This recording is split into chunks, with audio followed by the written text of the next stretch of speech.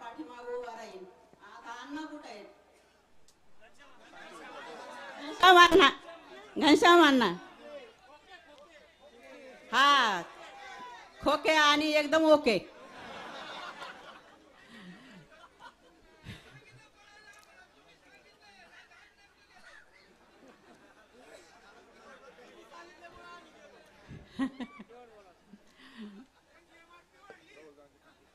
मी आपणाला एवढंच जाता जाता सांगा ना, आपण सगळ्यांनी राहुल दादावरती प्रेम करणारे भरभरून मतं द्या, मतं करून घ्या. आणि दादांचं चिन्ह रोलर आहे, आपण सर्वांनी भरघोस मतांनी निवडून द्यावा. आणि तात्यांचा शब्द होता की मी आमदाराचा बाप झालो, तसं मग सर्वांनी आमदाराची आई करावी अशी. आणि माझा 2 शब्द संपवते. यानंतर आपल्या तुमची सगळ्यांची इच्छा असली तर मंत्र्याची पण आई होईल. या ठिकाणी ज्यांच्या प्रेमापोटी आपण खऱ्या अर्थाने या ठिकाणी उपस्थित झालात,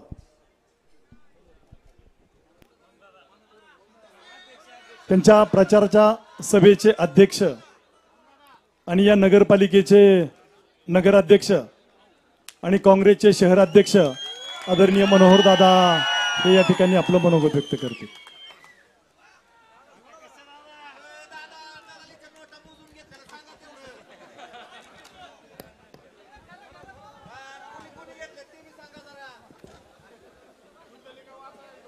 या ठिकाणी एवढं सगळं ऐकून आता मित्रांनो कसं दादा म्हणतील तसं आता कसं राहुल दादा म्हणते तसं.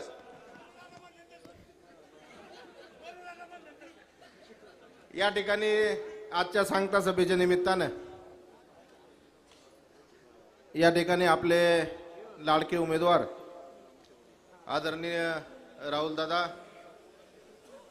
आदरणीय अक्का, स्टेजवरील सर्व राहुल दादावर प्रेम करणारे मान्यवर, समोर बसलेले सर्व आमचे माता पिता बंधू भगिनी, या ठिकाणी निश्चितपणे गेल्या काही दिवसापासून ज्या तालुक्यात घडामोडी घडल्या, या घडामोडीवर माझ्या अगोदरच्या वक्त्यांनी बोलत असताना निश्चितपणे प्रकाश टाकण्याचं काम केलं.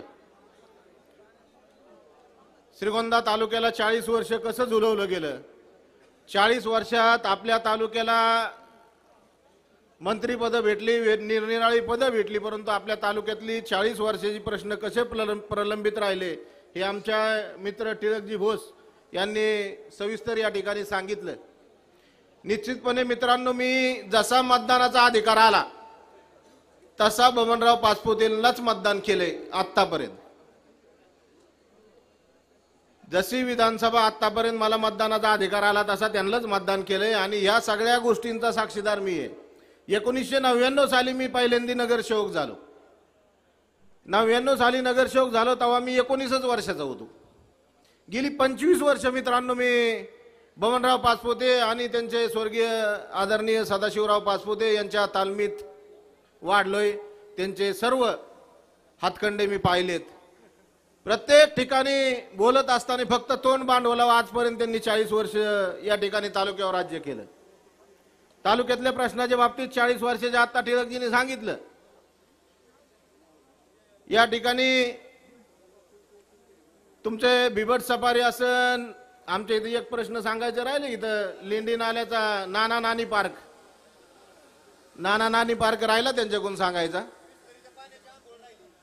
24 तास शहराला पाणी, या ठिकाणी बऱ्याचशा गोष्टी त्यांनी या ठिकाणी बोलले. मी काल जेव्हा आदरणीय राहुलदादांवर अन्याय झाला, मागच्या पंचवार्षिक मध्ये 2019ला राहुलदादा थांबले पण आदरणीय पवार साहेबांबरोबर एकनिष्ठ राहून त्यांनी पवार साहेबांनी जो उमेदवार दिला त्या उमेदवाराचं काम या ठिकाणी राहुलदादांनी केलं. 2019ला काम केलं. 2024ला आज लोकसभेला राहुलदादांनी महाविकास आघाडी चर्चा झाली. आपल्या श्रीगोंदा शहरातील ज्येष्ठ मार्गदर्शक अक्कांनी आता सांगितलं की आपणच मोठं केलं, यांना नेते केलं. परंतु आजकाल काही नेत्यांना काय होतं, दिवा शेवट शेवट कसं होतं, काहींना जास्त अपेक्षा सुटते. मला एक गणित कळलं नाही की ह्या वयात एवढं कमवायची हाव का लागली लोकांना. म्हणजे जेव्हा जेव्हा तुमचं कमवायचं, तुमचं उमेदीचं वय होतं, तुम्ही संस्था काढू शकत होते, तुम्ही कारखाने निर्माण करू शकत होते, तेव्हा तुम्हाला काहीच सुचलं नाही. पण जेव्हा तुम्ही एकदम काही निष्क्रिय झाले, म्हणजे शरीर तुमचं साथ द्यायना, तेव्हा तुम्हाला पैसे कमवायची हाव निर्माण झाली. पैसा कसा कमवायचा, तर सेटलमेंटच्या माध्यमातून, बार्गेनिंग करायची सेटलमेंटच्या माध्यमातून. मी श्रीगोंदा नगरपालिकेमध्ये आज 25 वर्ष झालं राजकारण करतोय. मला सहजासहजी मी या ठिकाणी या नगराध्यक्षपदापर्यंत पोहोचलेलो नाही. माझ्यासारख्या सामान्य माणसाला या ठिकाणी संघर्ष करावा लागलेला आहे. पण हे संघर्ष करीत असताना मला बरेच सेटलमेंटला या ठिकाणी तोंड द्यावं लागलं. मित्रांनो, या ठिकाणी तुम्हाला सांगतो, ज्याचं किराणा दुकान नाही त्याच्या घरी नोटा मोजायचं मशीन आहे. ज्याचं किराणा दुकान नाही त्याच्या घरी नोटा मोजायचं मशीन आहे. या राजकारणातले सेटलमेंट करणारी माणसं, हा कळतंय ना पब्लिकला. म्हणजे टिळक बोचे चुलते आहेत का काय? समजने वाले को इशारा काफी पटेल. टिळक बोसने सांगितलं, या ठिकाणी निश्चितपणे माझं एक ठीक आहे, ते ज्येष्ठ आहेत याच्याबद्दल मला, परंतु जे माणसं आज राहुल दादा सारखा कार्यकर्ता असेल, तालुक्यात दिलं ना, पाचपुत्यांना दिलं, नागवडेंना दिलं, कारखाना 70-80 वर्ष नागवडेंच्या ताब्यात ठेवला, तालुक्याने बॅलन्स केला ना. कधीच आमदाराच्या ताब्यात कारखाना नाही दिला आणि कारखानदाराला आमदारकी नाही दिली. तालुक्याने दोन्ही कुटुंबाला दिलं भरभरून. कुंडलिक तात्यांना कुकडी कारखाना काढताना निश्चितपणे एवढा संघर्ष करावा लागला. संघर्ष करून करून कुंडलिक तात्यांना या ठिकाणी चांगले दिवस येताना कुंडलिक तात्यांना आपल्यातून जावं लागलं. आज संघर्ष करणारी माणसं जर टिकली नाही आणि हे सेटलमेंट वाल्यांनी जर माणसं संपवली, तर मित्रांनो, तुम्हाला आम्हाला उद्या राजकारण करायचंय, तुम्हाला आम्हाला नगरपालिका करायची, तुम्हाला आम्हाला ग्रामपंचायत करायची, तुम्हाला आम्हाला पंचायत समिती करायची, तुम्हाला आम्हाला जिल्हा परिषद करायची. आज जर राहुलदादा टिकले तर तुमचं आमचं सामान्याचं राजकारण टिकणार आहे. या ठिकाणी मी तुम्हाला निश्चितपणे या ठिकाणी आवाहन करीन. 40 वर्षाच्या प्रश्नावर अभ्यास झाला, सगळं झालं. आमदाराचं कर्तव्य काय असतं, या ठिकाणी आमदारांनी निश्चितपणे या ठिकाणी कुकडीच्या पाण्याचा प्रश्न या ठिकाणी आमच्या तालुक्याचा ज्वलंत प्रश्न आहे. कुकडीचा पाण्याचा टेल श्रीगोंदा तालुक्यात कसा होतो, मस्के आबा, मला हे अजून पुढे कळालेलं नाही. कारण प्रत्येक कालवा सल्लागार समितीच्या मीटिंग मध्ये ठरतं टेल टू हेड भरणं काढायचं, आणि टेल टू हेड भरणं काढताना आमचा श्रीगोंदा तालुका टेलवर कसा येतो याचं गणित मला काय अजून कळालं नाही. तालुका टेलला येतच नाही, पण तालुका टेलला कसा येतो आपला हेच का. शेवटी पाणी श्रीगोंदा तालुक्याला का सुटतं, म्हणजे श्रीगोंदा तालुक्याला जर कुकडीच्या पाण्याचा ज्वलंत आम्हा शेतकऱ्यांचा प्रश्न आहे, हा कुकडीचा पाण्याचा प्रश्न असन, तुमच्या साखळी योजनेचा प्रश्न असन, डिंबेच्या बोगद्याचा प्रश्न असन, या ठिकाणी कोणत्याच ज्वलंत प्रश्नामध्ये यांनी लक्ष घातलं नाही. यांना फक्त सत्ता पाहिजे, छान छान मिरवायला पाहिजे, चिरंजीवाला परदेश दौरे झाले पाहिजेत, हेच यांच्या डोक्यात. यांनी कधीच पब्लिकच्या तळात जाऊन प्रश्न सोडवायचं काम केलं नाही. आतापर्यंत मी त्यांच्याबरोबर राजकारण केलं. तुम्हाला सांगतो, जेव्हा ओव्हरफ्लोचं पाणी येतं तेव्हा श्रीगोंदा शहराच्या भोवतालचे तलाव भरले जातात, आणि तेव्हा दीपक पाटील ओव्हरफ्लोचं पाण्याचं जलपूजन केलं जातं. असा अजून एकही उन्हाळा आला नाही की ज्या वेळेस उन्हाळ्यात तलाव भरलेत आणि यांनी जलपूजन केले. म्हणजे तुम्ही लोकांचे प्रश्न, लोकांना पाण्याची गरज कधी असते, उन्हाळ्यात. लोकांची पिकं कधी जळतात, उन्हाळ्यात. आणि हे जलपूजन कधी करतात, ओव्हरफ्लोच्या पाण्यात, रान उपाळ्या. बरोबर आहे. या ठिकाणी ज्या पद्धतीने आतापर्यंत राजकारण झालं मित्रांनो, आदरणीय बबनदादा, आदरणीय बापू, आदरणीय कुंडलिक तात्या यांच्या नंतर आता दुसऱ्या पिढीचं राजकारण सुरू झालंय. आणि तुम्हाला सांगतो, दुसऱ्या पिढीमध्ये हे जे युवराज आहेत, ज्यांचे विक्रम प्रताप टिळकजींनी सांगितले, हे तुमच्या आमच्या काहीच कामाचे नाहीत. आणि दुसऱ्या युवराजांना पैसे सोडून यांना देवस्थानाच्या जमिनी बी पुरले नाही. तुम्हाला सांगतो, आमच्या श्रीगोंदा शहरातल्या जमिनी बी देवस्थानच्या, म्हणजे बापूंनी एवढं कमवून ठेवलंय तरी पण त्यांना देवस्थानाच्या जमिनी सुद्धा पुराणात. त्यामुळं यांचं हे आपल्या दोन्ही युवराज काय कामाचे नाहीत. आपल्याला फक्त एवढाच एक युवराज, म्हणजे युवराज नाही, सामान्य कुटुंबातील कुंडलिक तात्यांचे चिरंजीव राहुलदादा हेच एकमेव सामान्य जनतेला न्याय देऊ शकतात. म्हणून मी या ठिकाणी राहुलदादांबरोबर राहायचा निर्णय घेतला. त्यामुळे उद्याच्या कालावधीमध्ये मी तुम्हाला सगळ्यांना एक मित्रांना आवाहन करीन, निश्चितपणे उद्याच्या 20 तारखेला जसं लोकसभेला जसं आपण निलेश लंकेनला या ठिकाणी श्रीगोंदा तालुक्यातून 33,000चं मत लीड दिलं, त्याच पद्धतीने लोकसभेच्या टायमाला नागवडे, पाचपुते, विखे एकत्र असताना निलेश लंकेला 33,000चं लीड भेटलं. त्याच पद्धतीने नागवडेंना, पाचपुतेंना आणखी कोण असते विखे समर्थक यांना, विखेंना मतं पडली एवढीच पडू द्या आणि लंकेनला जेवढी मतं पडली तेवढी राहुलदादाच्या पदरात टाका, असं मी तुम्हाला सगळ्यांना आवाहन करीन. आणि या ठिकाणी आपल्याला सगळ्यांना 23 तारखेला या ठिकाणी आपण 23 तारखेला निश्चितपणे आपल्याला गुलाल भेटणार आहे. येत्या 2 दिवसात आपण आपापल्या गावामध्ये, आपापल्या गटामध्ये, पंचायत समिती गण आसन, गट आसन, या ठिकाणी शहर आसन, शहरातील सुद्धा जनतेला मी या ठिकाणी आवाहन करीन. श्रीगोंदा शहरामध्ये आतापर्यंत विकासाचे फक्त या ठिकाणी आश्वासनं दिली गेली. राहुलदादा, आमच्या श्रीगोंदा शहराला जी 49 कोटीची योजना मंजूर झाली ती फक्त आदरणीय पवार साहेबांमुळे. पवार साहेब कृषी मंत्री असताना केंद्रामध्ये ती योजना मंजूर झाली. आतापर्यंत जी पवार साहेबांनी आणि त्यावेळेस काँग्रेस राष्ट्रवादीची आघाडी होती यांनी जे कामाची मंजुरी दिली त्याच्यावर यांचं अजून भांडवल चाललंय. गेल्या पंचवार्षिक मध्ये जेव्हा राहुलदादा आमदार झाले 2014ला, त्या टायमाला देवेंद्र फडणवीस या ठिकाणी मुख्यमंत्री होते.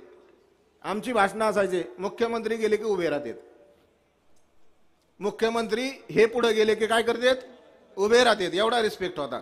पण मी आता छाती ठोकून सांगन श्रीगोंदा शहरातल्या जनतेला, गेल्या 5 वर्षात 2014 ते 19 जे मुख्यमंत्री तुम्हाला गेल्यानंतर उभे राहत होते त्यांच्या कालावधीमध्ये श्रीगोंदा शहरासाठी, तालुक्यासाठी 1 रुपयाच्या निधीचा जर जार असेल ना, तर मी उद्या बबनराव पाचपुतेला मतदान करीन, विकीदादाला मतदान करीन. काही नाही, फक्त बोलाचीच भातन बोलाचीच कडी. आम्ही याच्यातून मित्रांनो फार गेलोत, आम्हीच साक्षीदार होतो. होय मनोहर, काल भेटलो का मुख्यमंत्र्याला? हो दादा. किती कोटी देतो म्हणले? 20 कोटी. म्हणलं हो दादा, हे आम्हीच केलंय. त्यामुळं नाही, आता आकडेवारी या ठिकाणी निश्चितपणे मी तुम्हाला सगळ्यांना हात जोडून विनंती करेन की उद्याच्या कालामध्ये राहुल दादांना आपण 20 तारखेला भरघोस मतदानाने विजय करायचंय. उद्या पैसे येतील, पैसे मित्रांनो सगळे आपलेच आहेत. टक्केवारीच्या माध्यमातून असतील, नाही तर कारखान्याचा काटा मारण्याच्या माध्यमातून असतील, नाही तर कशातून असतील. शहर आघाडीवर पाहिजे दादा. काय शहर आघाडीवर पाहिजे. शहर 100% या ठिकाणी लोकसभेला श्रीगोंदा तालुक्यात श्रीगोंदा शहर आघाडीवर होतं आणि आता विधानसभेला सुद्धा राहुल दादाला 1 नंबरला आम्ही ठेवू. तुम्ही बाकी तालुक्यातले, तुम्ही तालुक्यातून सगळ्यांनी आपापल्या गावातून राहुल दादांना 1 नंबर ठेवायचं ही विनंती करतो आणि माझे 2 शब्द संपवतो. धन्यवाद. ह्याच्यासाठी माझ्याकडे शब्द नाही.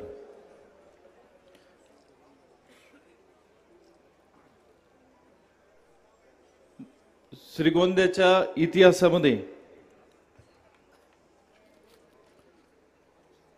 सभेसाठी ज्या वेळेस देशाचे नेते आदरणीय पवार साहेब असतील, 2 दिवसापूर्वी शिवसेनेचा प्रचार करायला आलेले उद्धव साहेब ठाकरे, महाराष्ट्राचे माजी मुख्यमंत्री असतील, नितीन गडकरी साहेबांचे यामागे इथे सभा झालेली आहे, बऱ्याचशा विलासराव देशमुख साहेबांची असेल, बऱ्याच सगळ्या मोठमोठे नेते, आदरणीय गोपीनाथरावजी मुंडे साहेब सुद्धा असतील. या सगळ्या नेत्यांच्या सभेला जेवढी भरभरून लोक येतात, भरभरून प्रेम व्यक्त करतात, एवढी सगळी गर्दी आज तुम्ही माझ्यासारख्या एका साध्या कार्यकर्त्याच्या प्रचार सभेच्या सांगतेला आलात. मी तुम्हाला सांगू, म्हणजे आज ज्यावेळेस मुंबईवरून निघालो असताना उमेदवारी भेटणार ही अपेक्षा होती. अशा परिस्थितीमध्ये ज्यावेळेस उमेदवारी भेटली गेली नाही निष्ठा जपली, प्रामाणिकपणा जपला, हा सगळा जपत असताना ज्यावेळेस आपल्याला उमेदवारी नाही हे समजल्याच्या नंतर आपल्या उमेदवारीचा सौदा झाला आणि आता त्या सौद्यामध्ये आपली उमेदवारी कट झाली आणि मग अशा वेळी ज्यावेळेस आपल्याला उमेदवारी नाही, मला मिळणाऱ्या ज्या ज्या लोकांचे फोन आले, ज्या ज्या मित्र परिवारातल्या सगळ्या सहकाऱ्यांचे फोन आले, प्रत्येकाला सांगत होतो की आता आपल्याला उमेदवारी आहे. पण ज्यावेळेस तिथून निघालो, उमेदवारी नाही हे समजल्याच्या नंतर मनात प्रश्न आला की निष्ठेसाठी 138 कोटी रुपये सोडले, निष्ठेसाठी वेगवेगळ्या अडचणी वाढवून घेतल्या, निष्ठेसाठी समस्यांचा डोंगर समोर उभा करून घेतला, निष्ठेसाठी आपल्या जीवावर, आपल्या विश्वासावर, माझ्या खांद्यावर ज्या लोकांनी मान टाकली, त्या निष्ठेसाठी ह्या लोकांची मान कापली जाते की काय, हा सगळ्या वेगवेगळ्या प्रश्नांचं ज्यावेळेस मनात काहूर होता, प्रश्न पडला होता की माघारी गेल्याच्या नंतर सर्वसामान्य जनतेला उत्तर काय द्यायचं. प्रश्न पडला होता की घरी गेल्यावर आईचा चेहरा बघून आईला उत्तर काय द्यायचं. त्या आईला पाहिल्याच्या नंतर तिच्या जर मनात असं आलं की आपलं पोरग चुकलं की काय, हा प्रश्न ज्यावेळेस माझ्यावर प्रेम करणाऱ्या माणसांना पडेल. म्हणजे मी निष्ठा जपली, निष्ठा जपत असताना अडचणींचा डोंगर वाढवून घेतला आणि मग अशा परिस्थितीत हे सगळे निर्णय घेत कोण होतं, तर हे निर्णय मी घेत होतो. आणि मग हे निर्णय घेत असताना त्या आईच्या जर मनात जर हा प्रश्न आला की तात्यांच्या माग राहुल चुकला की काय, ह्या प्रश्नाचं उत्तर मी आईला काय द्यायचं, हा ज्यावेळेस माझ्या मनात प्रश्न पडला होता ना, तुम्हाला सांगतो त्या प्रश्नाचं उत्तर मला आज भेटलंय. एवढ्या मोठ्या प्रमाणात आपण एवढ्या मोठ्या संख्येने इथं उपस्थित राहिलात, आई मी तुला जबाबदारीने सांगतो, तात्यांच्या माग मी चुकलो नाही. मला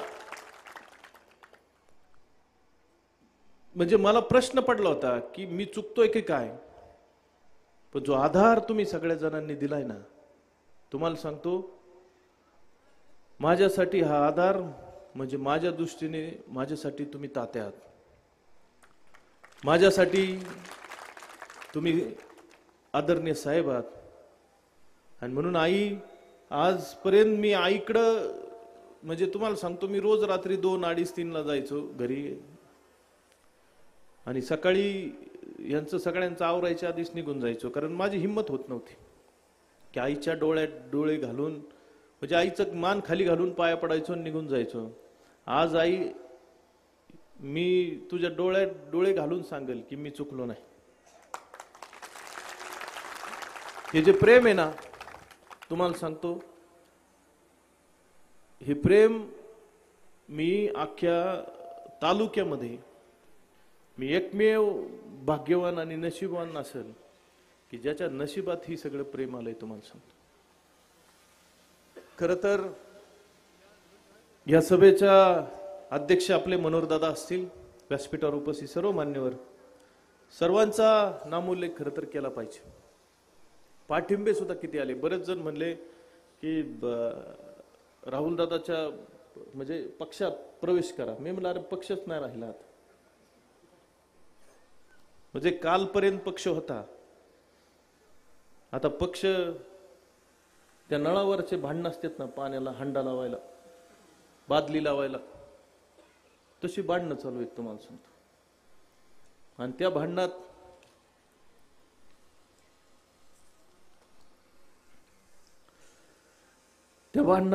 पत्र आणलंय. आता काय पत्र आणलंय म्हणले निलंबन केलं. अरे निलंबन करायला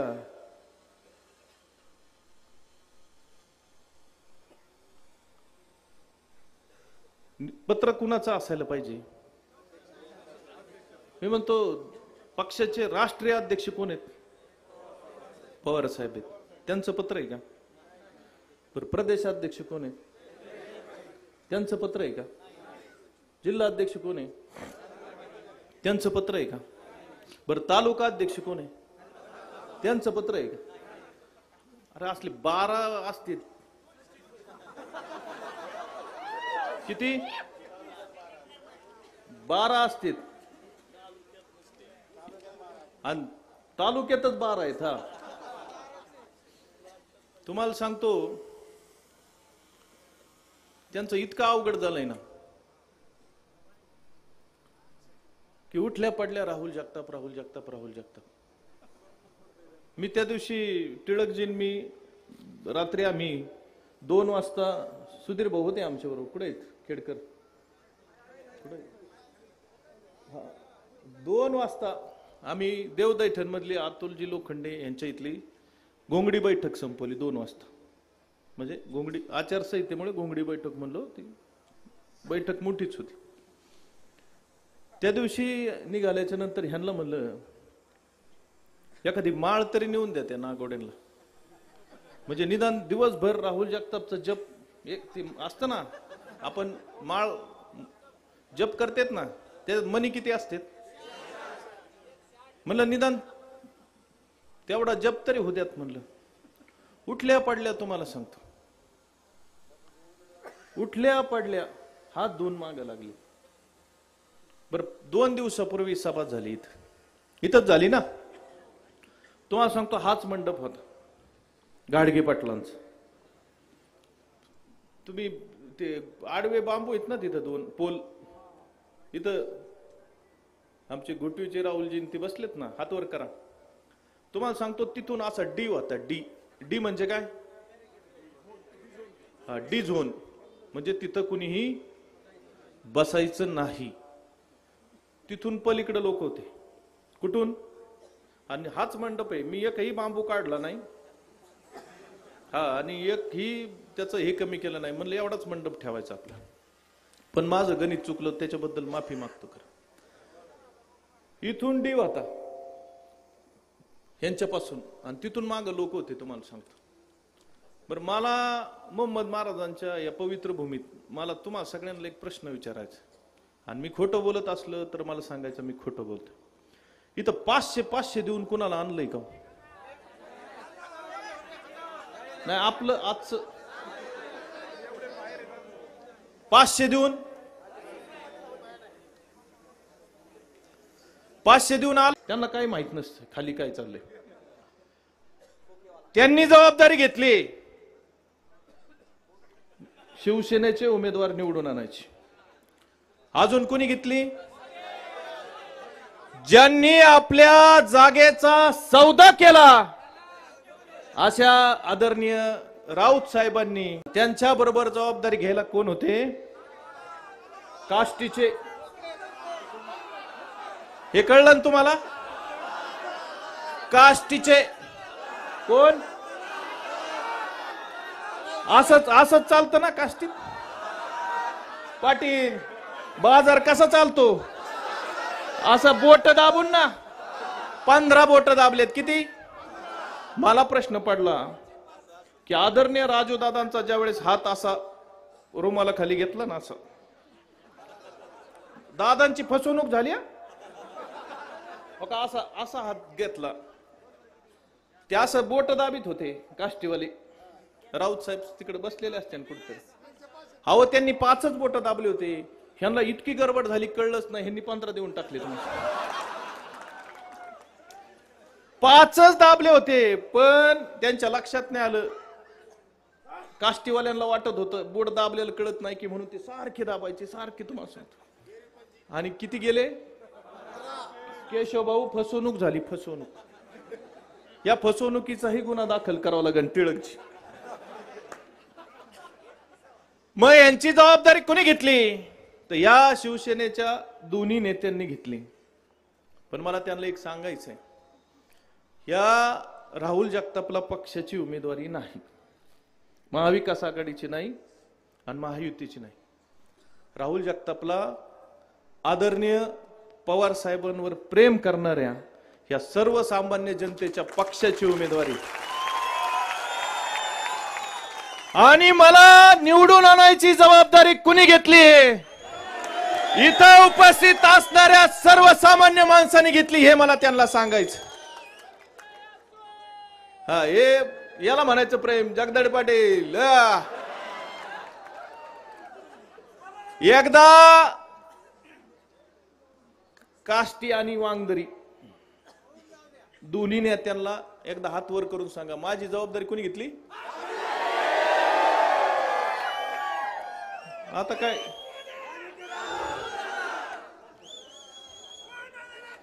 मला त्यांना एकच सांगायचंय, तुम्हाला सांगतो. मला तुमच्या निमित्तानं त्यांना एक सांगायचंय. तुला खुश झालते, दोन्ही नेते एवढे आनंदी झाले की म्हणले ह्याला उमेदवारीच नाही, राहुल जगतापला तिकीट नाही. काल ते एवढं पत्र आलं ना, एवढंच आलं, ते बी व्हॉट्सअपला आलंय. तर आदरणीय राजू दादा त्यांची ती बूथ कमिटीची मिटिंग होती. कशाची? बूथ कमिटीची मिटिंग होती. बूथ कमिटीच्या मिटिंगला कोण? सगळे शिक्षक, जे ह्यांना पार वैतागलेत तुम्हाला, सगळे शिक्षक. आणि राजू दादांचं भाषण काय, आता राहुल जगतापची काळजी करू नका, दोन्ही हातवर करून राहुल जगतापची काळजी करू नका. पवार साहेबांचे जे 4-5 हजार मतं त्यांच्या बरोबर होते, ते पत्र आल्यामुळे ते मतं निघून गेली. आणि इतकी काळजी माझी, किती काळजी? अरे एवढी काळजी की दोन्ही उमेदवार, भारतीय जनता पार्टीचे उमेदवार, शिवसेनेचे उमेदवार, ह्या दोघांनी सुद्धा स्टेटसला माझं पत्र ठेवलं होतं का नव्हतं? बरं, आपल्या गडी बी लय हुशार आहे, दोघांचे स्क्रीनशॉट काढून ठेवले. अख्ख्या पार्टीने दोघांच्या सगळ्यांच्या स्टेटसला लगेच फोटो, राहुल जगताप यांचं निलंबन. अरे निलंबन म्हणजे काय, उमेदवारी माघार झाली काय माझी? तुम्हाला सांग का, त्यांचं मानावं तेवढं आभार म्हणजे कमी. हा, बिगर पैसे, हा आपल्याला पैसे लागत नाहीत. मला त्या दोन्ही उमेदवारांचं मनापासून आभार व्यक्त करायचंय. तुम्ही बघा, आपल्या कुटुंबात जर कुणी आजारी पडलं ना, आजारी समजा एखादा सर आजारी पडलं, तर पाहुणे रावळे भेटायला येतात. खरं आहे खोटं? येतात ना. समजा आपलं वयस्कर असेल, तरुण असेल, कुणी 2-3 दिवस ऍडमिट असलं, तर माणूस फोन करून विचारपूस करतो की बरी का तब्येत, व्यवस्थित आहे का, काळजी करू नका. तसं यांचं झालंय. राऊत साहेब आले, उद्धव साहेब आले, ते हे आले कोण, ज्योतिरादित्य सिंधिया, तिन्ही नेते आले. काल गडकरी साहेबांनी फोन करून चौकशी केली, सगळं व्यवस्थित आहे का, आणि त्यांनी सांगितलं काळजी करू नका, 20 तारखेला तुम्हाला मत पडणार नाही, 23 तारखेला तुम्ही आमदार होणार नाही. जसं आजारापणात माणूस विचारतो की व्यवस्थित राहा, काळजी घ्या, तसं ते इथे येऊन त्यांना सांगून गेले, जरी पडला तर काळजी करू नका, आम्ही तुमच्या पाठीशी उभं राहू. हे सांगायला खरं ते आले होते. आणि त्या दोन्ही पार्टीच्या प्रमुखांचं, नेत्यांचं आभार मानायचं आपल्याला. आपल्या इथल्या वर लय बोलायचंच नाही आपल्याला. पाचपुते कुटुंबातले उमेदवार आणि त्यांच्या अख्ख्या पार्टीचं, आणि नागवडे कुटुंब आणि अख्ख्या पार्टीचं आभार मानायचंय की माझा म्हणजे आज प्रचाराची सांगताय ना, तर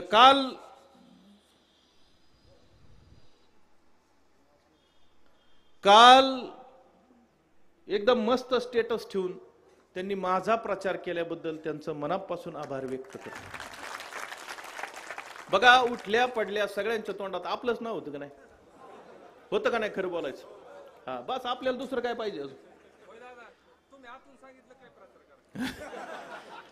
मला याचा बाई याचाच फोन आला. आता समदुखीत ना आम्ही, त्याचं बी झालंय माझं बी झालंय. त्याचा मला फोन आला. हा, इतकी गडबड झाली. आदरणीय बबनदादा पाचपुते साहेब यांचा फोन विकीदादा वापरतेत, माझीच बातमी शेअर करून टाकली तुम्हाला सांगतो ग्रुपवर. म्हणजे एवढी गडबड झाली त्यांना. तुम्हाला सांगतो त्या दोघांनीच आपला काल बराच प्रचार संपून टाकला. तुम्हाला सांगतो, सगळ्यांनी स्टेटस ठेवले. पाटील काम 80% प्रचार त्यांनी आपला काल संपवला. 20% आपल्याला मतदान घडून आणायचंय, त्यासाठी राहिलाय फक्त. मला स्मितलचा फोन आला भैयाचा, आता आपण असं लाईव्ह करू, आपण असं करू. मी म्हणलं भैया दम धर, गडबड करू नको. हे दोन्ही आहेत ना आपलं काजळ आहे. म्हणलं काजळ, काजळ कशासाठी असतं? कशासाठी? दृष्ट लागू नये म्हणून. म्हणलं आता लोकांचा मिळणारा पाठिंबा, सर्वसामान्य जनतेचा मिळणारा आशीर्वाद, ह्याच्यामुळं यांची नजर लागू नये ह्याच्यासाठी ते काजळ आहे. जे पत्र पाठवलं ना आणि यांनी स्टेटसला ठेवलं ना, म्हणजे ह्यांची पार्टी आपलं काजळ आहे, काजळ. किती द्वेष करावा माझा. बरं मी काय त्यांचं घोडं मारलंय का उकडं? किती द्वेष उठल्या पडल्या. तुम्हाला सांगतो, जिथं दिसल ना मी तिथं फक्त माझ्यावर टीका करायचं काम चालू आहे. जिथं मी दिसल तिथं. म्हणजे दोन्ही नेते, दोन्ही उमेदवार जर त्यांनी 10 मिनिटाचं भाषण केलं ना, तर 1 मिनिट पक्षाचं कार्य सांगतात, 1 मिनिट उद्या समजा भारतीय जनता जातील तिथं फक्त आपला उद्धार करते, जातील तिथं फक्त आपला उद्धार करते.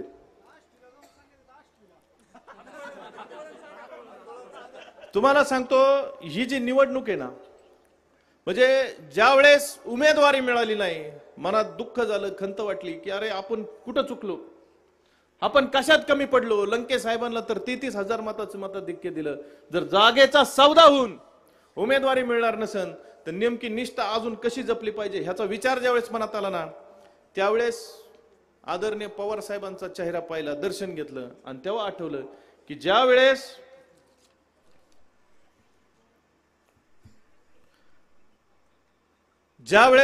आदरणीय साहेब अजितदादा त्यांच्यापासून बाजूला गेले, साहेब एकटे होते आणि सर्वसामान्य जनता त्यांच्या बरोबर होती. घरी आल्याच्या नंतर जो तुम्ही सगळ्यांनी आधार दिला, उमेदवारीचा अर्ज तुम्ही सगळ्यांनी भरला, फॉर्म सुद्धा आपण इथूनच भरला. तुम्हाला सगळ्यांना एक गोष्ट जबाबदारीने सांगतो, ज्या उमेदवारीचा अर्ज दाखल करून मोहम्मद महाराजांचा नारळ फोडून पटांगणामध्ये उमेदवारी अर्ज दाखल केल्याच्या नंतर इथं ज्यांची सभा झाली, तुम्ही सगळ्यांनी नीट आठवा, इथं ज्येष्ठ माणसं आहेत सगळे, ज्या इथून मागच्या विधानसभेच्या निवडणुकीमध्ये ज्यांचा उमेदवारीचा अर्ज दाखल झाला, ज्यांनी अर्ज दाखल करताना मोहम्मद महाराजांच्या पटांगणात अर्ज दाखल करतानाच्या दिवशी सभा घेतली आणि ज्या दिवशी सभेची सांगता होती त्या उमेदवारांनी जर मोहम्मद महाराजांच्या पटांगणात सांगतेची सभा घेतली तर त्याचा विजयाचा गुलाल हा निश्चित असतो. असं मी म्हणत नाही, तुम्ही इतिहासाची जाऊन चौकशी करा. हा इतिहास आहे. या इतिहासाची पुनरावृत्ती आपण आता ह्या ठिकाणी करणार आहेत. या वर्षी उमेदवारीचा अर्ज दाखल करताना ह्याच आदरणीय संत शेख मोहम्मद महाराजांच्या ह्या पटांगणामध्ये आपण या प्रचाराच्या नारळाची सभा घेतली. आदरणीय केशव भाऊंच्या हस्ते आपण प्रचाराचा नारळ फोडला आणि याच पटांगणामध्ये मोहम्मद महाराजांच्या पवित्र भूमीत आज आपण सांगता सभा करतोय. त्याच्यामुळे आता विजयाच्या बाबतीत मनात काय शंका आहे का? मोहम्मद महाराज आपल्या पाठीशी आहेत आणि तुम्ही सगळेजण पाठीशी आहेत. विजयाच्या बाबतीत मनात कसली शंका नाही. तुम्हाला सांगतो, काळजी फक्त एका गोष्टीची की आता ही सभा बघितल्याच्या नंतर, म्हणजे मी काल राजू पाटलांना ह्यांना म्हणलं की मला थोडीशी भीती वाटते. ते म्हणले आता कशाला भ्यायचंय, सभा तर आपलं प्रचार संपत आला, एवढा उत्साह आहे. म्हणलं रात्री 2-2 वाजेपर्यंत माझं स्वागत त्या ठिकाणी झालंय. रात्री 2-2 वाजेपर्यंत अंगावर फुलं टाकलेत, लोकांनी स्वागत केलंय, जल्लोष केलाय. एवढा जोश मी माझ्या आजपर्यंतच्या निवडणुकीत कधी बघितला नाही. एवढा उत्साह आमच्या सगळ्या तरुण असतील, ज्येष्ठ असतील, माता भगिनी असतील, प्रत्येक ठिकाणी एवढ्या मोठ्या प्रमाणात स्वागत झालंय. ह्याची भीती कुठेतरी पाटील मनात वाटली.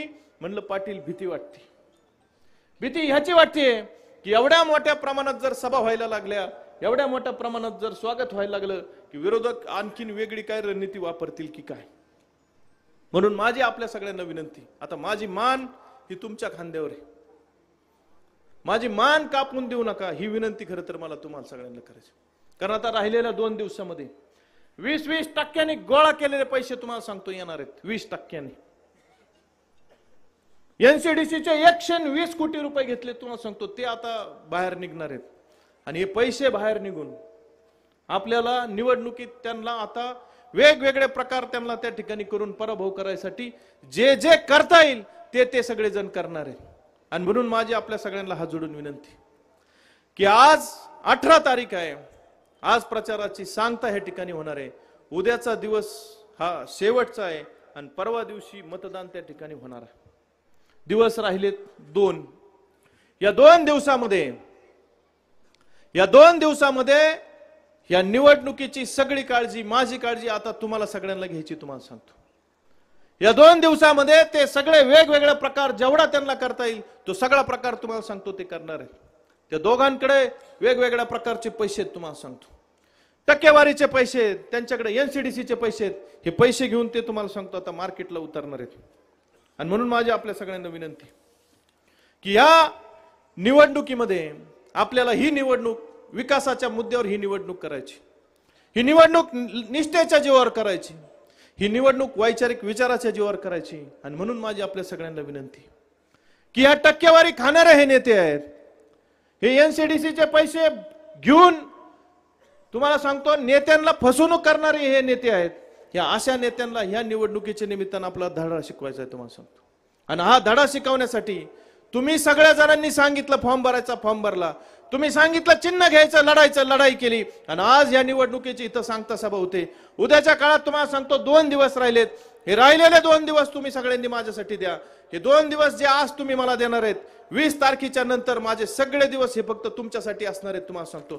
तुम्ही सांगताल तिथं उभं राहील, तुम्ही देताल ती जबाबदारी घेईल, कुठल्याही जबाबदारीतून मागं बघणार नाही, तुम्हाला सांगतो.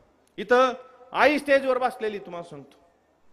आईची शपथ घेऊन सांगतो, मोहम्मद महाराजांची साक्ष ठेवून सांगतो, 20 तारखेला तुम्ही मला मत देणार आहेत, मला ह्याच्यात शंका नाही. देणार आहेत ना? आवाजच नाही आला. देणार आहेत का नाही? आपलं कसं विचारलेलं बरं असतं, म्हणजे अडचण. 23 तारखेला आपण गुलाल घेणार आहेत, ह्याच्या बाबतीत मनात कुठलीही शंका नाही, तुम्हाला सांगतो. मी आईची शपथ घेऊन सांगतो, मोहम्मद महाराजांना साक्ष ठेवून सांगतो, तुम्ही आमदार केल्याच्या नंतर एकाही कामात टक्केवारी न घेता, 1 रुपया न घेता, 1 पैसा न घेता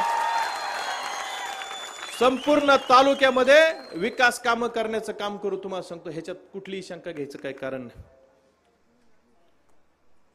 कुणीतरी मागाशी बोलताना सांगितलं की म्हणले बाल हट्ट आहे म्हणून विक्रम शिवची उमेदवारी झाली. टिळकजी तुम्हीच बोलले वाटतं. बाल हट्ट होता म्हणून आईची उमेदवारी माघारी झाली आणि शिवची उमेदवारी पुढे आली. त्यांनी सांगितलं म्हणले श्री हट्ट होता म्हणून राजू दादा खिशातलं सगळं मोकळं व्हायची वेळ आली. तुम्ही सांगितलं टिळकजी, साक्ष तुमची. श्री हट्ट होता म्हणून अण्णा 5 द्यायचे ठरले होते, चुकून 15 गेले, तुम्हाला सांगतो. आणि आता उठल्या पडल्या कुणी भेटला ना, एखादा चौकशीच नाही करीत. सहज एखादा सहकारी भेटला ना, तो जर म्हणला ना मी ग्रामपंचायत सदस्य, मग किती द्यायची तुला? एवढ्यावरच आहे. एखादा म्हणला ना मी सोसायटी सदस्य आहे, मग किती द्यायचे तुला? मग तो काम करतोय नाही करतोय काय हिशोब नाही. बरोबर आहे का नाही? फक्त किती द्यायचे. त्याच्यामुळं तो हट्ट असल्यामुळं ते मोकळे होणार आहेत, तुम्हाला. त्यांचे ना मॅनेजमेंट करण्यातच पैसे चालले तुम्हाला सांगतो. म्हणजे पार स्टेटस ठेवायला सुद्धा पैसे तुम्हाला. आबा काही इतके हुशार आहेत, काही आमचे सहकारी इतके हुशार आहेत पाटील, त्यांनी सांगितलं आम्ही स्टेटस ठेवायला पैसे घेतले. मी म्हणलं अरे मग मला कसं काय दिसलं नाही? लय लांब नाही, आमच्या सांगळे सरांनीच सांगितलं तुम्हाला. सर हातवर करा. ते म्हणले आम्ही अशी गंमत केली म्हणले त्यांची, त्यांचं स्टेटस ठेवायला सांगळे सरांना सांगितलं गावातल्या त्यांच्या लोकांनी, सरांनी नाही केलेले हे. ते म्हणले आम्ही पैसे घेतले. मी म्हणलं अरे पैसे घेतल्यावर मग तो घोटाळा झाला, मग तो तू माझ्या विरोधात गेला. त्याला विरोधात जायचं कारणच नाही. ज्यांनी पैसे दिले ना त्याला आणि त्यांच्या म्हणजे उमेदवार आणि ते शेट वगैरे आहेत ना, त्या 5-6 जणांना दिसल असं स्टेटस ठेवलं, बाकी जनरल स्टेटस तुमचं ठेवलं. म्हणजे म्हणजे काय भारी आयडिया आहे. त्याला सिस्टम आहे ना, ज्याला दाखवायचं त्याला स्टेटस दाखवता येतं. म्हणले आम्ही बरोबर त्यांचे पैसे काढून घेतलेत आणि त्यांना स्टेटस दाखवलं काय दाखवायचं, आणि त्यांचेच पैसे घेऊन पंचाला म्हणजे काय करायचं, म्हणजे गळ्यात पंच. मी इथं पंच घातले, तुम्हाला पैसे दिलेत का? आपलं विचारलेलं बरं ना. म्हणजे पंच घालायला सुद्धा पैसे आहेत. शिवसेनेची उमेदवार सभा झाली त्या दिवशी 500,000 देऊन तर आणलेच, 500,000 देऊन तर आणलेच. पण पाटील घोषणा द्यायला सुद्धा स्वतंत्र रेट होता. जो घोषणा देणार आहे ना त्याला वेगळे पैसे होते, जो झेंडा धरणार आहे त्याला वेगळे पैसे होते. म्हणजे मेनू कार्ड छापला होता. तुम्हाला हॉटेलमध्ये जेवायला गेल्यावर पोहे एवढ्याला, चहा एवढ्याला, मिसळ एवढ्याला, वडापाव एवढ्याला असतं ना, तसं मेनू कार्ड छापला होता की स्टेटस ठेवायला एवढे, घोषणा द्यायला एवढे. आता ती टाळ्या वाजवणाऱ्यांना सुद्धा पैसे. म्हणजे निवडणूक कोणत्या दिशेला चालली बघा. म्हणजे हे जे सगळे पैसे जे जातात ना, हे कशामुळे जातात? कोणता हट्ट नाही, बाल हट्ट झाला. हा, पण त्याला माहित नाही माझा पण एक हट्ट आहे. माझा कोणता हट्ट आहे? जनतेचा हट्ट आहे. आणि हा जनतेचा हट्ट माझ्या बरोबर असल्यामुळं मला विधानसभेत जाण्यासाठी कुणी त्या ठिकाणी रोखणार नाही.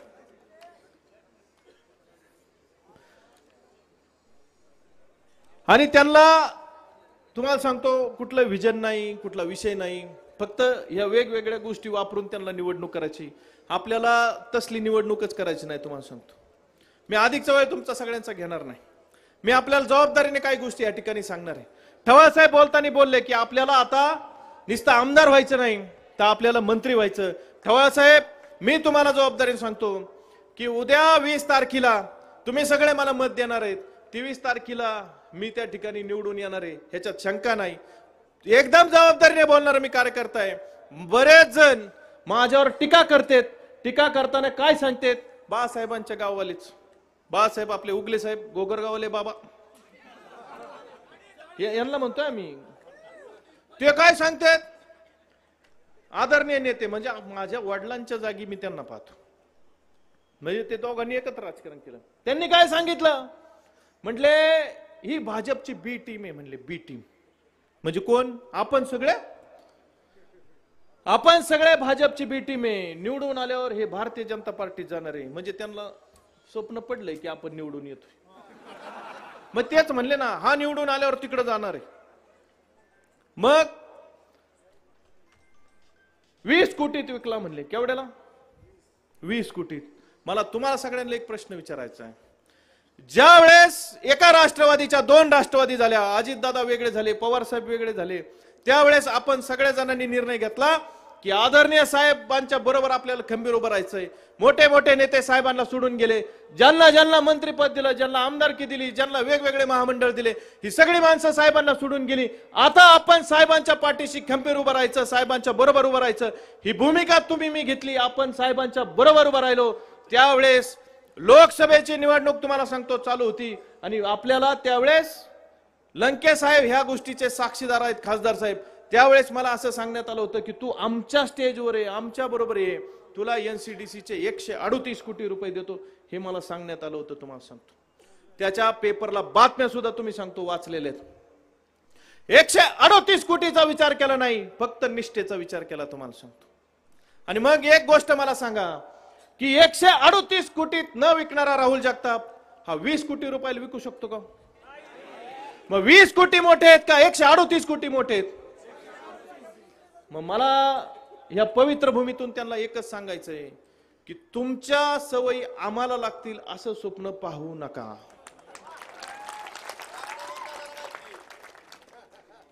तुमच्या सवयी ह्या तुमच्या पुरत्याच आहेत, त्या दुसऱ्याला लागतील असं नाही. आम्ही निष्ठावंत आहोत. आणि म्हणून जर 138 कोटीत न विकणारा राहुल जगताप जर पवार साहेबांबरोबर निष्ठेने राहत असेल, तर आज माझ्या अडचणीच्या काळात तुम्ही सगळेजण जर माझ्या बरोबर खंबीर उभा राहत असाल, उद्या आमदार झाल्यावर मी तुमच्या बरोबर किती निष्ठेने राहणार आहे ह्याचा तुम्ही जबाबदारीने विचार करा. तुम्हाला सांगतो, मी माझी निष्ठा त्यांच्या बरोबर सोडली नाही, मी माझी निष्ठा तुमच्या बरोबर बी सोडणार नाही तुम्हाला सांगतो. आणि म्हणून ठवा साहेब आपल्याला मंत्रीपद घ्यायचं नाही तुम्हाला सांगतो. उद्या निवडून आल्यावर आपली गाडी कुठं जाणार आहे? इकडं इकडं कुठं म्हणजे आबांकडं नाही तर गोठळा व्हायचं. आपली गाडी कुठं जाणार आहे? आपली गाडी जाणार आहे बारामतीला गोविंद बाग येता नाही तर परत इकडं व्हायचं. आपली गाडी कुठं जाणार आहे? बस खाली बेटा गोविंद बागेत जाणार आहे पवार साहेबांकडे. साहेब म्हणले ना आत येऊ नको. पाटील साहेब जर म्हणले ना आत येऊ नको, संजय राऊत लक्ष देऊ नये तरी दरवाजात नाही मागच्या किचनच्या दरवाजातून आपण साहेबांकडेच जाणार हे बी तुम्हाला सांगतो. आणि साहेबांकडे गेल्याच्या नंतर आपण मी सांगतो मंत्रीपद मागणार नाही. साहेबांकडे गेल्याच्या नंतर महामंडळ मागणार नाही. साहेबांकडे गेल्याच्या नंतर गोगरगावची सवय लावून घेणार नाही, म्हणजे पैसे मागणार नाही. मी आदरणीय साहेबांना विनंती करणार आहे, साहेब आम्हाला फार काही नको. आमच्या सगळ्यांच्या दृष्टीने जे महत्वाचे प्रश्न आहेत साहेब, आम्ही तुमच्या बरोबर आहोत. आमची श्रीगोंद्यातल्या जनतेचा पाठिंबा तुमच्या बरोबर आहे. आमच्या दृष्टीने जे महत्वाचे प्रश्न आहेत हे महत्वाचे प्रश्न तुम्हाला सोडावे लागतील. हे प्रश्न सोडवत असताना आमच्या सगळ्यांच्या दृष्टीने महत्वाचा विषय डिंबे माणिकडो ह्या बोगद्याचा विषय महत्वाचा आहे. या बोगद्याच्या मंजुरीचं पत्र तुम्हाला आम्हाला द्यावं लागेल. आमच्या दृष्टीने घोडच्या पाण्याचा विषय महत्वाचा आहे. घोडच्या पाण्याच्या त्या ठिकाणी धरणाची उंची कशी वाढवता येईल, पाण्याची साठवणूक कशी वाढवता येईल, या प्रश्नाच्या संदर्भात तुम्हाला लक्ष घालावं लागेल. त्याचा शब्द आमच्या जनतेला द्यावा लागेल. आमच्या साखळाईच्या पाण्याचा प्रश्न महत्वाचा आहे. या प्रश्नाचं मंजुरीचं पत्र तुम्हाला द्यावं लागेल. याचा शब्द साहेब तुम्ही आम्हाला द्या. आणि आदरणीय बबनदादांच्या स्वप्नातली MIDC कुठेतरी आम्हाला थांबवायची आहे. ही MIDCचं मंजुरीचं पत्र तुम्ही आम्हाला द्या. हे प्रश्न आणि ह्याच मागण्या घेऊन आदरणीय साहेबांच्या उद्या सांगतो पाठीशी आपण उभं राहणार आहे. म्हणून ठवा साहेब मंत्रीपद नको, आपल्याला प्रश्न महत्वाचे आहेत. आणि हे आपलं विजन आहे. तुम्हाला सांगतो आपल्याला विजनवर काम करायचं. आपल्याला आपल्या दृष्टीने हे जे महत्वाचे प्रश्न आहेत हे महत्वाचे प्रश्न सोडवायचे तुम्हाला सांगतो. मग आपल्या पाण्याचा प्रश्न असेल, आपला MIDCचा प्रश्न असेल, हे प्रश्न कुठेतरी सुटले पाहिजे. किती दिवस फक्त ह्या प्रश्नांवर चर्चा होणार, किती दिवस या प्रश्नांवर फक्त भाषण होणार. आणि मग कुठेतरी आता हे प्रश्न सोडवण्यासाठी तुम्ही सगळेजण मला अपक्ष आमदार करणार आहात. आणि खटका कुणाच्या हातात येणार आहे? कुणाच्या? हा, मग हा खटका साहेब दाबणार आहेत. आणि म्हणून साहेबांकडे ज्यावेळेस आपण जाणार आहेत तर या विकासाच्या मुद्द्यांवर आपण साहेबांशी चर्चा करून याच्या मंजुरीचं पत्र घेणार आहेत. आणि साहेब सांगतील त्या सभागृहात त्यांना आपण पाठिंबा देणार आहेत. त्याच्यामुळे मला ह्या सगळ्या नेत्यांना सांगायचं, तुम्ही माझी फार काळजी करू नका. आणि माझं आता वकीलपत्र घ्यायचं बंद करा. इतकी काळजी तुम्हाला सांगतो त्यांना माझी, की प्रत्येक ठिकाणी आपला उल्लेख करून त्यांनी प्रचार सगळा आपला संपवलेला आहे. तुम्हाला सांगतो विकासाच्या मुद्द्यावर आपण ही निवडणूक करतोय. आणि या विकासाच्या मुद्द्यावर त्यांना आजपर्यंत जेवढा त्रास द्यायचा आहे तेवढा त्यांनी दिलाय. त्यांना आजपर्यंत जिथं जिथं अडवता येईल त्यांनी आपल्याला अडवलंय. आता आपल्याला कोणाच्या पायात पाय घालायचं नाही आणि आपल्याला कोणाची आडवाआडवी जिरवाजिरवी करायची नाही. आपल्याला करायचंय ते फक्त प्रश्नांवर आणि विकासाच्या मुद्द्यावर आपल्याला राजकारण करायचं.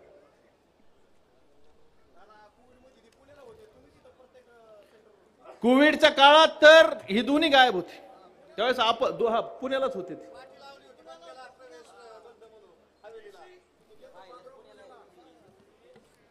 आता चिठ्ठ्या लय झाल्या. ते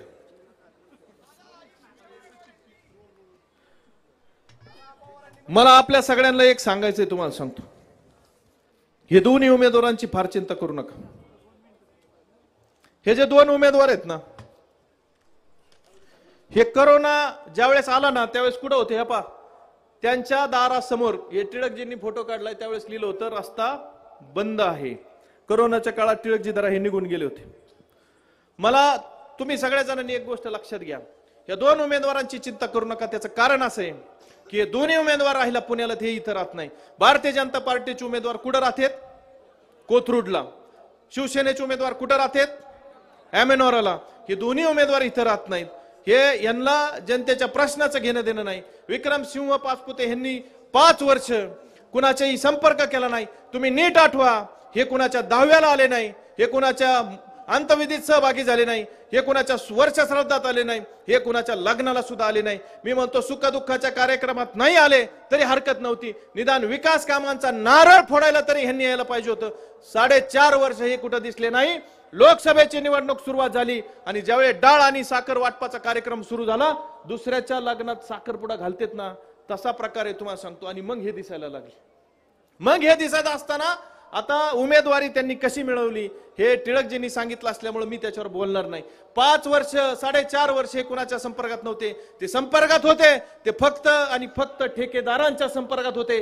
12% पासून प्रवास सुरू झाला, तो विधानसभेची निवडणूक लागेपर्यंत 20% गेला तुम्हाला सांगतो. आणि फक्त टक्केवारीचे पैसे गोळा करण्याचं काम ह्यांनी ह्यांच्या जीवनात केलं. म्हणजे ह्यांना विधानसभेची सत्ता फक्त 2 गोष्टींसाठी पाहिजे. गोष्ट नंबर 1, जे काळे धंदे केले, जे खोटे गुन्हे दाखल केले, खोटे गुन्हे दाखल झाल्याच्या नंतर पोलिसांकडून त्यांना त्रास होऊ नये, प्रशासनाकडून त्यांना त्रास होऊ नये, ह्याच्यासाठी त्यांनी तुम्हाला सांगतो त्या गोष्टीपासून त्यांना त्रास होऊ नये ह्याच्यासाठी विधानसभेची सत्ता पाहिजे. आणि गोष्ट नंबर 2, टक्केवारीतून मिळणारे जे पैसे आहेत, या पैशासाठी त्यांना फक्त विधानसभेची सत्ता पाहिजे.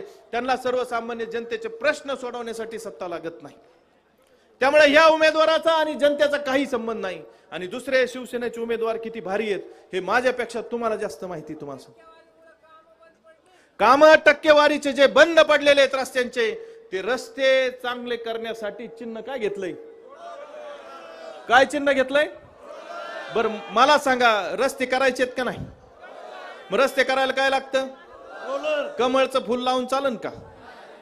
नवनाथराव, कमळचं फुल लावून चालन का रस्त्याला? मशाल ते टेंबा पिटून नाही ना. मग काय लागतं रस्ता करायला?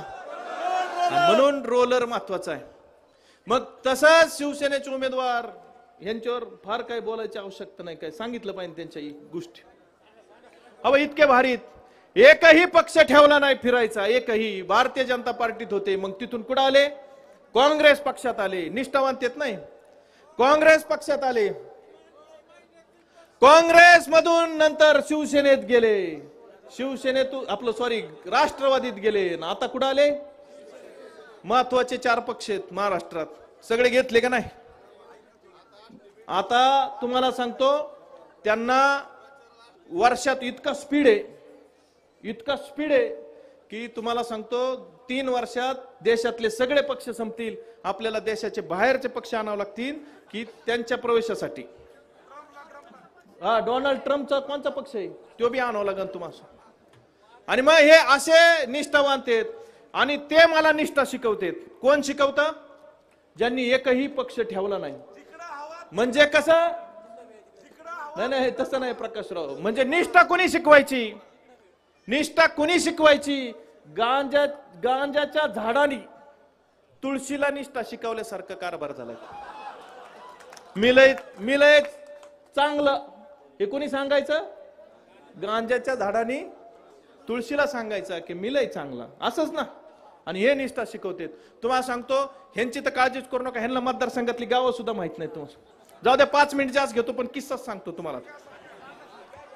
ज्यावेळेस अजितदादांच्या पक्षात होते त्यावेळेस त्यांची जनसंवाद यात्रा निघाली. कोणती जनसंवाद यात्रा? निघाल्याच्या नंतर पाटील आपल्या रुईला आले, ते तुम्हाला सांगतो. आणि रुईवरून मठपिंपरी मार्गे जाणार होते हातवळणला. हातवळण गाव माहिती का तुम्हाला? हातवळण गाव म्हणजे आपल्या बाबासाहेब जगताप आहेत ना, बनपिंपरी यांच्या शेजारचं गाव आहे. आणि यळपणा जिल्हा परिषद गटातलं शेवटचं गाव, आपलं वाळकी जिल्हा परिषद गटातलं शेवटचं गाव आहे. गाड्या सुसाट निघाल्या, गाड्या निघाल्या अशा हातवळणच्या जवळ आल्या.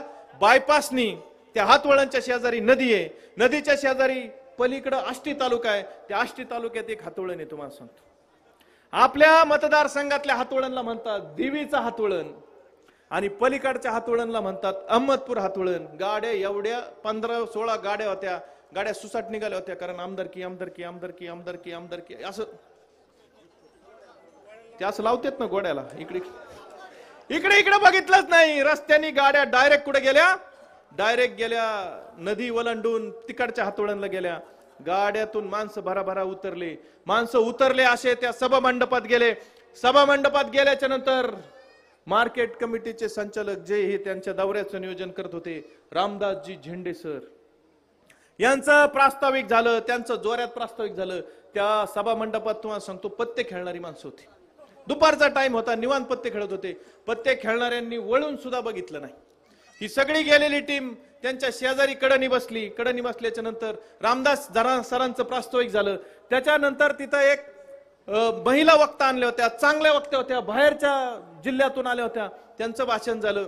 आणि जे आता शिवसेनेचे उमेदवार आहेत ते त्यावेळेस अजितदादा गटाचे उमेदवार होते. अजितदादांच्या पक्षाचे उमेदवार असताना घड्याळाचा पॉम्पलेट घेऊन फिरत होते, लाडकी बहीण योजना समजून सांगत होते, वेगवेगळ्या योजना सांगत होते. त्यांचं भाषण सुरू झालं.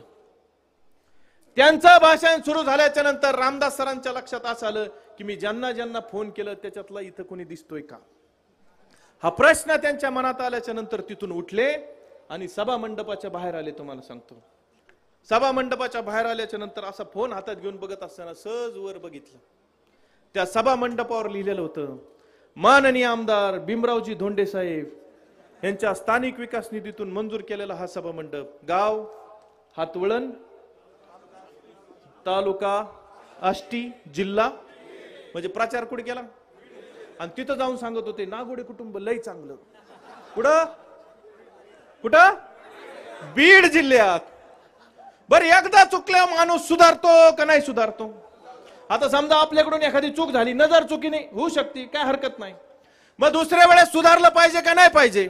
तुमची काय अपेक्षा आहे? मग आता 6वा 7वा दिवस असेल. आता कशाचे उमेदवार आहेत? शिवसेनेचे.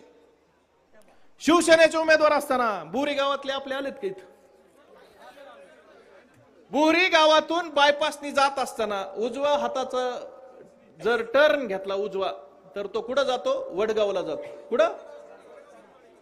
वडगावला. तुमच्या स्मशानभूमीच्या अलीकडून आपण असं येळपणा फाट्यावरून कुठं जातो?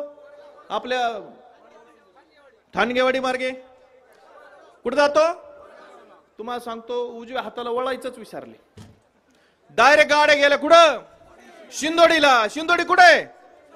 शिंदोडी शिरूरला आहे, पुणे जिल्ह्यात आहे. तिथं गेल्या गाड्या 15-16 गाड्यातून माणसं उतरले. माणसं म्हणजे कार्यकर्ते नसते, शिक्षक आणि शिक्षिका असतात. तुम्हाला सांगतो बरोबर टीम उतरली, वाजवणाऱ्यांनी वाजवायला सुरुवात केली. गावाला फिरी मारून आले. अख्ख्या फिरी मारून आल्याच्या नंतर परत सभा मंडपात गेले, भाषण झाले. भाषण झाल्यावर परत गाड्यात बसले, गाड्या परत तिथून निघून गेल्या. तिथं तुम्हाला सांगतो त्या गावातली लोक गोळा झाली. गोळा झाल्याच्या नंतर ती एकमेकांना विचारायला लागले की शिरूर तालुक्यामध्ये जी उमेदवार आहेत ते घड्याळ विरुद्ध तुतारी आहे, अशी फाईट आहे. तिथं शिवसेनेचा उमेदवार नाही. ते म्हणले इथं पवार साहेबांचं तुतारी वाजवणारा माणूस आणि अजितदादांचं घड्याळ चिन्हावरचे म्हणजे घड्याळ विरुद्ध तुतारी अशी फाईट असताना मग शिवसेनेचा उमेदवारच इथं नाही. मग हे शिवसेनेचा प्रचार नेमका कुणाचा इथं चालू होता? म्हणजे इतकं सगळं भारी काम आहे. त्यामुळे ह्यांची चिंता करायची गरज आहे का? बरं, टक्केवारीच्या नेत्यांची. म्हणून आता या दोन्ही उमेदवारांची काळजी करू नका. तुम्हाला सांगतो, तुम्ही बघा मागच्या वेळेस ज्या वेळेस विधानसभेची निवडणूक होती, आदरणीय राजेंद्रदादा नागवडे यांनी सिद्धटेकला जाऊन फडणवीस साहेबांचे पाय धरले. नागवडे कुटुंब, पाचपुते कुटुंब एकत्र असताना आपण सर्वजण घनश्यामांच्या पाठीशी उभा होतो. या जागी आदरणीय पवार साहेबांची सभा झाली होती. तुम्ही आठवा की आदरणीय अण्णांचा पराभव हा किती मतांनी झाला? तर फक्त 4300 मतांनी पराभव झाला. म्हणजे नागवडे कुटुंब, पाचपुते कुटुंब एकत्र असताना सुद्धा अण्णांना आपण सगळ्यांनी एवढे मतं दिले. आताच्या लोकसभेच्या निवडणुकीत हे दोन्ही नेते एकत्र होते तरी सुद्धा लंके साहेबांना आपण 33,000 मताचं मताधिक्य दिलं. हे दोन्ही नेते एकत्र असताना मार्केट कमिटी तुम्ही त्या दोघांच्या ताब्यातून काढून माझ्यासारख्या कार्यकर्त्याच्या ताब्यात दिली. हे दोन्ही नेते एकत्र असताना दोन्ही संघ सुद्धा तुम्ही माझ्यासारख्या कार्यकर्त्याच्या ताब्यात दिले. त्यावेळेस हे दोन्ही नेते एकत्र होते, लक्षात घ्या. आता हे कसे झालेत? आता हे वेगळे झालेत. मताचं जे हे विभाजन, हे कुणाच्या मताचं विभाजन झालंय? आपल्या मतात झालं का? मग आपल्याला अडचण आहे का? हा. आणि त्यांच्या बरोबर फार चांगली माणसं आहेत. तुम्ही सगळ्या जणांनी नीट आठवा, ज्या ज्या निवडणुकीमध्ये, ज्या ज्या विधानसभेच्या निवडणुकीमध्ये आदरणीय बाबासाहेब भोससाहेब यांनी पत्रकार बंधू मी काय सांगतो नीट लक्षात घ्या. शिंदे साहेब, टिळकजी काय म्हणतात, दाजी, नीट लक्षात घ्यायचं. ज्या निवडणुकीमध्ये बाबासाहेब भोस साहेब यांनी ज्या विधानसभेच्या उमेदवाराचा प्रचार केला तो कधी निवडून आला का तुम्ही आठवणीने सांगा. मी असा विचार केला की मला वाटायचं अण्णा निवडून येतील, अण्णांचा पराभव कसं काय झाला. मागच्या वेळेस आपल्या बरोबरच होते ना ते, हा आजारी पडले. आपण तुम्ही सांगा मी आजारी पाडू त्यांना, मोजून 15 मिनिटाचं काम आहे तुम्हाला, लय वेळाचं काम नाही. पण नको आपलं, हा ज्या निवडणुकीमध्ये त्यांनी ज्या उमेदवाराचा विधानसभेला प्रचार केला तो उमेदवार कधीही निवडून आलेला नाही. त्याच्यामुळं शिवसेनेच्या उमेदवारांचा विषय ते 3 नंबरला आहे, त्यांची ना आपली फाईट. बरं तर बरं, परवा चांगली सभा झाली, ते 4 नंबरलाही जाऊ शकतात. त्याच्यामुळं त्यांची चिंता करायची नाही. चिंता फक्त एका गोष्टीची करायची आपल्याला, आपला जनतेच्या पाठिंब्यावर आणि पवार साहेबांच्या आशीर्वादावर आपली जी उमेदवारी ना ही अपक्ष उमेदवारी आहे. आणि अपक्ष उमेदवारीचा अर्ज असल्यामुळे आपला अनुक्रम नंबर किती आहे, किती. मग हे तुम्हाला घरी सगळ्यांना व्यवस्थित समजून सांगावं लागेल. आपल्या माता भगिनी असतील, आपल्या कुटुंबातले ज्येष्ठ असतील, या सगळ्यांना तुम्हाला सांगतो, या सगळ्यांना तुम्हाला समजून सांगावं लागेल की आपला अनुक्रम नंबर जो आहे तो 10 आहे. आणि 10 नंबरच्या पुढं आपलं नाव आहे, नावाच्या पुढं फोटो आहे आणि फोटोच्या समोर रोड रोलरचं चिन्ह आहे. या चिन्हासमोरचं बटन दाबून आपल्या सगळ्यांना माझ्या पाठीशी खंबीर उभं राहायचंय. तुम्हाला सांगतो मी, आपला जास्त वेळ घेणार नाही, मी 5 मिनिटात संपवणार आहे. ही निवडणूक खरं तर माझ्या दृष्टीने ना सोनेरी अक्षरात लिहिण्यासारखी निवडणूक माझ्या आयुष्यात तरी नक्की आहे. माझ्या बरोबर आज कोणताही पक्ष खंबीर उभा नसताना सुद्धा, कोणतेही मोठे नेते उभा नसताना तुम्ही जे माझे ढाल झालेत ना, तुम्हाला सांगतो म्हणजे रोड रोलरचं चिन्ह हे जे मला मिळालं, बरेच जण म्हणले बरं झालं ही चिन्ह घेतलं, म्हणजे या दोन्ही नेत्यांनी किती जरी तुम्हाला आडून धडकवायचा प्रयत्न केला तरी तुम्हाला काय होणार नाही. का होईल अमोल? नाही ना. आणि म्हणून त्यांनी किती जरी प्रयत्न केला तरी राहुल जगतापला काहीही होणार नाही. त्याचं एकमेव कारण आहे तुमचा मिळणारा पाठिंबा, तुमचा मिळणारा आशीर्वाद आणि तुमची मिळणारी ताकद ही मला ढाल झालेली आहे. त्याच्यामुळे कोणीतरी मगाशी म्हणलं मागून वार केले, अरे मागून काय कुठूनही वार करू द्या, मला काही होणार नाही. कारण तुमचा आशीर्वाद आणि तुमची ढाल ही माझ्यासारख्या कार्यकर्त्याच्या पाठीशी. त्याच्यामुळे विधानसभेच्या निवडणुकीत मला काही होणार नाही. फक्त काळजी एका गोष्टीची घ्यायची आहे की आपल्याला मतदान व्यवस्थित घडून आणायचंय आणि त्याची काळजी तुम्ही सगळ्या जणांनी माझ्यासाठी घ्यावी. हीच खरं तर विनंती करायला आम्ही सर्वजण ही आपण सांगता सभा या ठिकाणी घेतलेली. आणि म्हणून अधिकचा वेळ आपल्या सगळ्यांचा घेत नाही, आपल्या सगळ्यांना विनंती करतो, आदरणीय बापू असतील, आदरणीय तात्या असतील, यांचा विचार आपण जोपासण्याचं काम करतोय. आणि म्हणून हा विचार जोपासत असताना उद्याच्या निवडणुकीमध्ये आपण सर्वजणांनी रोड रोलरच्या चिन्हासमोरचं बटन दाबून मला सगळ्यांनी काम करण्यासाठी संधी द्या, मला आशीर्वाद द्या, हीच विनंती करतो. या ठिकाणी थांबतो. रामकृष्ण हरी. राहुल दादा जगताप एक मिनिट राहुल दादा जगताप यांचा मग एक मिनिट, एक महत्वाची गोष्ट सांगायची राहिली. हे एकदम महत्वाचं सांगायचं राहिलं. काल बडतर्फच आलं ना, आपल्या आलं ना निलंबनाचं. तुम्हाला सांगतो, तुम्हाला कुणाला वाचता येते का नाही मला माहित नाही, एवढ्या लांबून वाचायला येईन. ए मोबाईल खाली घे बाबा, मोबाईल नका हे करू कुणी. पत्रकार तुम्ही अजिबात ऐकायचं नाही. हो का, हा नंबर आहे ना, ए फोन खाली घे बरं राजा. हो का, हा नंबर जो आहे ना, ए कॅमेरा खाली घे बाळ, तू कॅमेरा खाली घे.